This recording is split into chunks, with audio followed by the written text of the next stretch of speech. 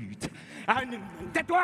Absente depuis 23 ans d'Avignon, la Comédie Française ouvre le festival avec un texte très loin de son répertoire classique.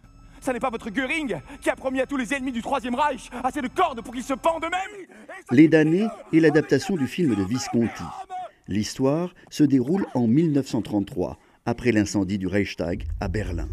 Une famille d'industriels allemands doit faire allégeance à Hitler.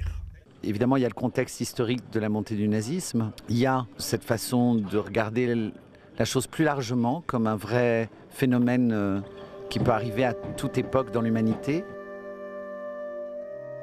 Après l'assassinat du patriarche, on se battra pour prendre les rênes de cette aciérie. Tensions, arrivisme et lutte de pouvoir se solderont par des meurtres entre frères et cousins. Le metteur en scène est hollandais.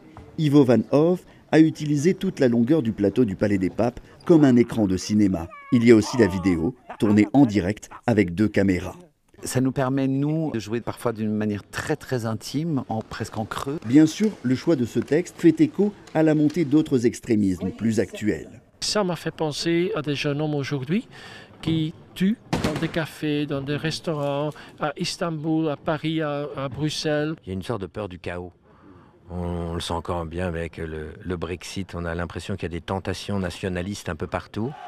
Dans les damnés, Denis Podalides, comme quasiment tous les acteurs, se mettra à nu.